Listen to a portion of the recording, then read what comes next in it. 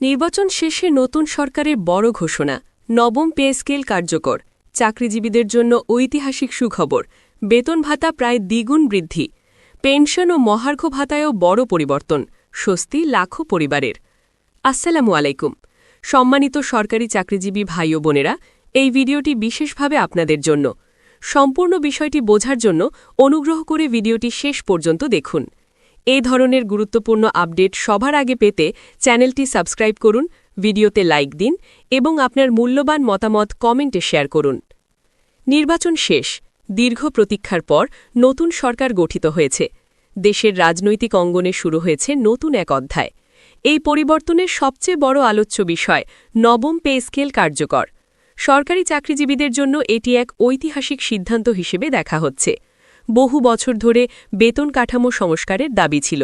জীবনযাত্রার ব্যয় বৃদ্ধি, দ্রব্যমূল্যের ঊর্ধ্বগতি, বাসা ভাড়া, চিকিৎসা, শিক্ষা সবকিছুর চাপের মধ্যে সরকারি কর্মচারীরা নতুন পে স্কেলের অপেক্ষায় ছিলেন। অবশেষে সেই ঘোষণা এসেছে। নতুন সরকারের নেতৃত্বে নীতিগত সিদ্ধান্ত হিসেবে নবম পে স্কেল কার্যকর করা হয়েছে। এই পে স্কেলের মাধ্যমে মূল বেতন, মহার্ঘ ভাতা, বাড়ি ভাড়া ভাতা, চিকিৎসা ভাতা, যাতায়াত ভাতা সব ক্ষেত্রেই উল্লেখযোগ্য বৃদ্ধি আনা হয়েছে। অনেক ক্ষেত্রে দেখা যাচ্ছে আগের তুলনায় মোট বেতন প্রায় দ্বিগুণ হয়েছে। এতে সরকারি কর্মকর্তা কর্মচারীদের মধ্যে স্বস্তি ফিরে এসেছে। সরকারি চাকরিজীবীদের দীর্ঘদিনের দাবি ছিল বেতন যেন বাস্তবতার সঙ্গে সামঞ্জস্যপূর্ণ হয়, কারণ গত কয়েক বছরে নিত্য প্রয়োজনীয় পণ্যের দাম বেড়েছে, সন্তানের পড়াশোনার খরচ বেড়েছে, চিকিৎসা ব্যয় বেড়েছে।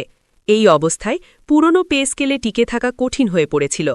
নবম পে স্কেল সেই বাস্তবতাকে সামনে রেখে প্রণয়ন করা হয়েছে। নতুন কাঠামোতে গ্রেড ভিত্তিক বেতন পুনর্নির্ধারণ করা হয়েছে। প্রথম শ্রেণী থেকে চতুর্থ শ্রেণী পর্যন্ত সকল গ্রেডে বৃদ্ধি আনা হয়েছে। সর্বনিম্ন গ্রেডের কর্মচারীদের বেতন বৃদ্ধি তুলনামূলক বেশি রাখা হয়েছে, যাতে নিম্ন আয়ের কর্মচারীরা বেশি উপকৃত হন। এটি একটি সামাজিক ভারসাম্য রক্ষার দৃষ্টান্ত হিসেবেও দেখা হচ্ছে।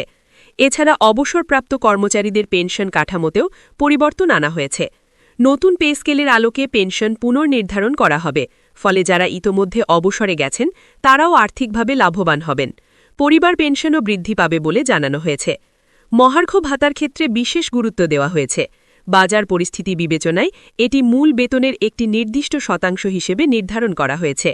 ভবিষ্যতে মূল্যস্ফীতির হার অনুযায়ী মহার্ঘ ভাতার সমন্বয় করার একটি স্বয়ংক্রিয় পদ্ধতিও প্রস্তাব করা হয়েছে। বাড়ি ভাড়া ভাতার ক্ষেত্রে শহর ও গ্রামভিত্তিক পার্থক্য রাখা হয়েছে।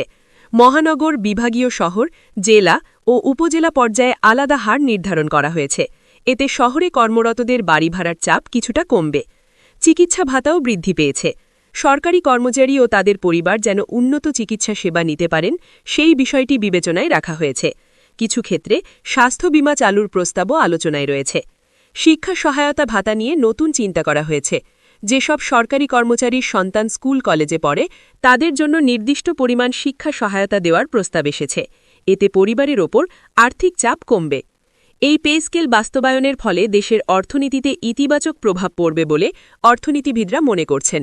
কারণ সরকারি কর্মচারীদের ক্রয় ক্ষমতা বাড়লে বাজারে চাহিদা বাড়বে, ব্যবসা বাণিজ্য সক্রিয় হবে, অর্থের প্রবাহ বৃদ্ধি পাবে। তবে এর সঙ্গে রাজস্ব আয় বৃদ্ধির বিষয়টিও গুরুত্বপূর্ণ। সরকার জানিয়েছে রাজস্ব আয় বৃদ্ধি, অপচয় রোধ, দুর্নীতি নিয়ন্ত্রণ এবং ব্যয় ব্যবস্থাপনা শক্তিশালী করার মাধ্যমে এই অতিরিক্ত ব্যয় বহন করা হবে। চাকরিজীবী সংগঠনগুলো এই সিদ্ধান্তকে স্বাগত জানিয়েছে। তারা বলছে এটি শুধু বেতন বৃদ্ধি নয়, এটি মর্যাদা বৃদ্ধিরও প্রতীক। দীর্ঘদিনের আন্দোলন ও দাবি দেওয়ার পর এমন একটি সিদ্ধান্ত বাস্তবায়ন হওয়া কর্মচারীদের আত্মবিশ্বাস বাড়াবে। তবে কিছু বিশ্লেষক মনে করছেন শুধু বেতন বৃদ্ধি নয়, কর্মদক্ষতা ও জবাবদিহিতা নিশ্চিত করাও জরুরি। নতুন পে স্কেলের পাশাপাশি প্রশাসনিক সংস্কার, ডিজিটাল সেবা বৃদ্ধি, দুর্নীতি দমন এসব ক্ষেত্রেও কার্যকর পদক্ষেপ নেওয়া প্রয়োজন। সরকারি কর্মচারীদের মধ্যে এখন ভবিষ্যৎ নিয়ে নতুন আশা তৈরি হয়েছে। অনেকেই বলছেন এখন তারা সঞ্চয় করতে পারবেন, পরিবারকে ভালোভাবে দেখাভাল করতে পারবেন, সন্তানদের উন্নত শিক্ষার সুযোগ দিতে পারবেন।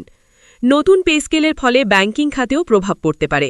বেতন বৃদ্ধি পাওয়ায় অনেকেই গৃহঋণ, গাড়ি ঋণ বা অন্যান্য বিনিয়োগে আগ্রহী হবেন। এতে আর্থিক খাত সচল হবে। গ্রাম পর্যায়ের কর্মচারীদের জন্যও এটি বড় স্বস্তির খবর, কারণ নিম্ন গ্রেডের কর্মচারীদের বেতন উল্লেখযোগ্যভাবে বাড়ানো হয়েছে। এতে গ্রামীণ অর্থনীতিতেও ইতিবাচক প্রভাব পড়বে। সরকার জানিয়েছে দ্রুত প্রজ্ঞাপন জারি করে এটি কার্যকর করা হবে, বকেয়া সুবিধাও সমন্বয় করা হবে, ফলে কর্মচারীরা এককালীন একটি বড় অঙ্কের অর্থ পেতে পারেন।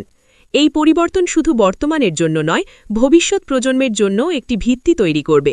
নিয়মিত নির্দিষ্ট সময় পর পে স্কেল পর্যালোচনার একটি কাঠামো তৈরি করার কথাও বলা হয়েছে। সব মিলিয়ে নির্বাচন পরবর্তী নতুন সরকারের এই সিদ্ধান্ত দেশের লাখো সরকারি চাকরিজীবীর জন্য এক বড় সুখবর হিসেবে এসেছে।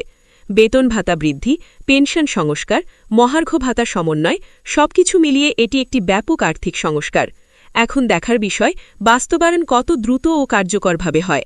কর্মচারীরা আশাবাদী এই সিদ্ধান্ত তাদের জীবনে ইতিবাচক পরিবর্তন আনবে, আর্থিক স্থিতিশীলতা দেবে এবং নতুন সরকারের প্রতি আস্থা বাড়াবে। দেশ এগিয়ে যাবে এমন প্রত্যাশা নিয়েই সবাই নতুন অধ্যায়ের সূচনা দেখছে।